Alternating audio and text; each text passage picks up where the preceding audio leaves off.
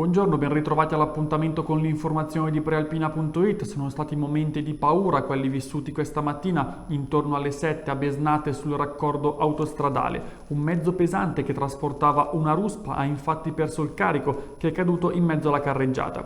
Il conducente del camion che sopraggiungeva non è riuscito a evitare l'impatto. Sul posto sono poi intervenuti gli agenti della polizia stradale e i sanitari del 118 insieme ai vigili del fuoco del distaccamento di Sommalombardo. Per fortuna nessuna delle persone coinvolte è rimasta ferita, ma la strada è stata chiusa a lungo per consentire le operazioni di pulizia e di messa in sicurezza dei veicoli grazie a una ditta specializzata. E tutti i dettagli sono già disponibili su prealpina.it.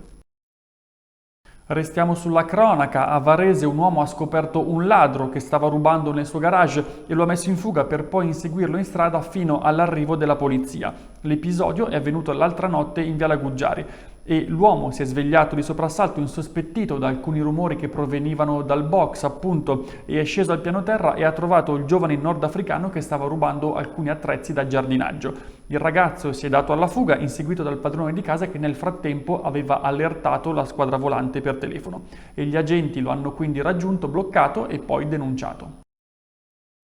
E ora una notizia che arriva da Vedano Olona, dove una gatta è stata torturata con un chiodo. La scoperta agghiacciante è stata fatta dalla sua proprietaria che, avendone notato lo strano comportamento, l'ha accarezzata, scoprendo il pezzo metallico conficcato sotto il collo.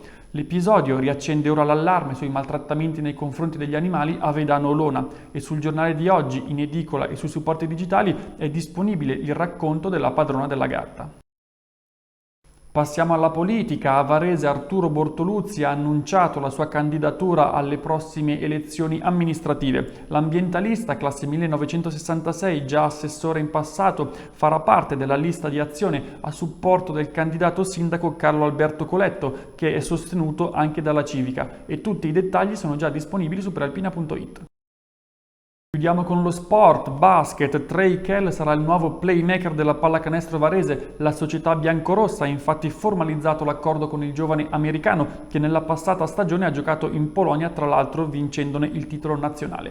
Nel frattempo Kell disputerà la Summer League a Las Vegas con i Phoenix Suns.